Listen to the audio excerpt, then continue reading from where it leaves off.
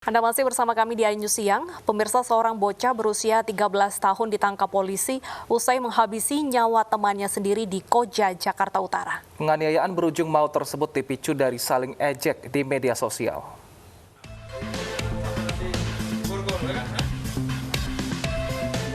Bocah laki-laki berusia 13 tahun di Koja, Jakarta Utara menganiaya temannya hingga tewas. Penganiayaan berujung maut itu berawal dari saling ejek antara pelaku dan korban di media sosial. Menurut keterangan polisi, perseteruan kedua bocah berlanjut dengan tawuran dua kelompok anak hingga menyebabkan korban tewas di tangan pelaku. Dua geng ini sering berseteru. Berseterunya di medsos, Facebook, Instagram, dan sebagainya.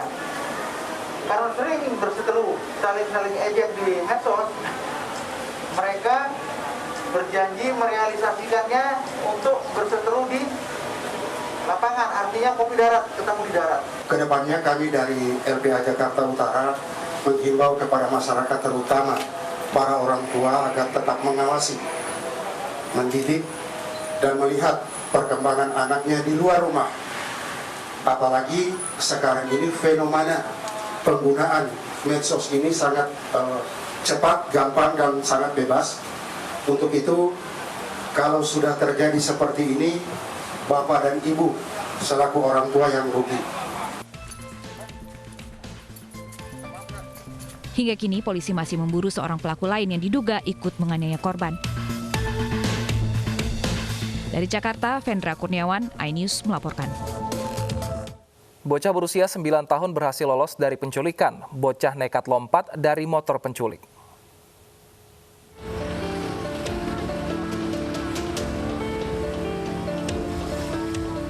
Bocah berusia 9 tahun ini menceritakan kronologi penculikan dirinya kepada pihak berwajib. Penculikan dilakukan di Jalan Kahfi 1 Jagakarsa, Jakarta Selatan. Saat hendak menyeberang jalan, bocah bernama Salsabila dihampiri seorang pengendara motor dan berpura-pura membantunya menyeberang jalan. Pelaku pun membonceng korban. Namun bukannya menyeberang, pelaku justru tancap gas hingga 100 meter. Dia loncat, nekat loncat tuh. Dia lari ke kafe, coba minta tolong. Kalau kafe itu kan pagi kan kosong, belum ada ya. Dia kan aktivitasnya siang, malam, pagi nggak ada. Nah, karena dia di situ jatuh, agak gaduh, itu baru ada suara orang teriakan tuh, woi. Mungkin orang teriak itu mau ngasih tahu, lu ngerempet anak orang nih, atau ini anak orang jatuh nih. Nah, tapi betulnya pergi, baru dia lari kemari. Akibat kejadian ini korban luka ringan di beberapa bagian tubuh. Sayangnya tidak ada CCTV di lokasi kejadian sehingga sulit menemukan petunjuk untuk menangkap pelaku. Dari Jakarta, Helmi Sajengbati, iNews melaporkan. Menteri Perdagangan meninjau harga dan persediaan bahan pokok di Bali. Tinjauan dilakukan untuk memastikan harga bahan pokok stabil dan persediaan jelang akhir tahun cukup.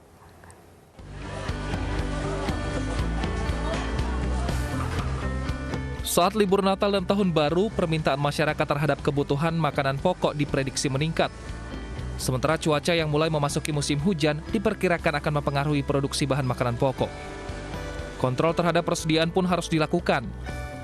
Selain untuk mencukupi permintaan, pemerintah juga memastikan harga bahan makanan pokok stabil.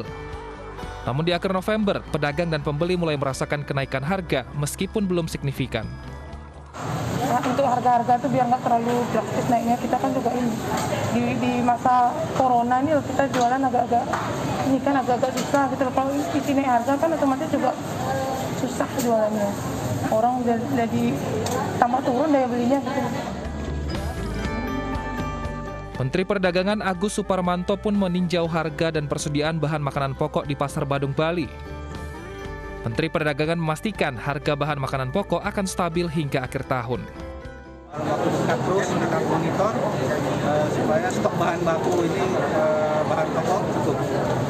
Tren harga bagaimana Pak prediksinya di akhir tahun? Ya, ini cukup stabil.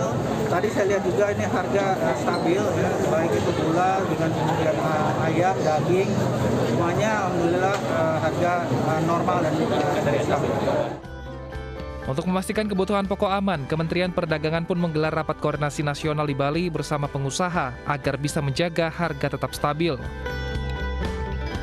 Jadi disitulah kami dari sisi peternak dan pemerintah bekerja sama mempersiapkan stok daging ini, harga juga biar tidak terlalu tinggi di masyarakat.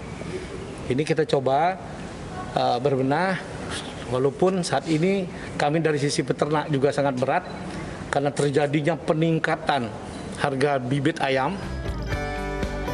Rakornas juga membahas strategi peningkatan ekonomi di tengah kondisi COVID-19. Dari Bali, Bagus Alit Ariswianto, iNews melaporkan. Pemirsa, ketika kita berbicara tentang tumbuhan liar, maka yang terlintas di benak adalah tumbuhan yang tumbuh di alam bebas serta tidak terawat. Nah, namun ternyata ada beberapa sayuran yang tumbuh di alam bebas dan bisa dikonsumsi manusia. Anda bisa mendapatkan informasi selengkapnya di www.sindonews.com. Kami akan kembali dengan informasi ribuan surat suara pilkada di Surakarta, Jawa Tengah rusak.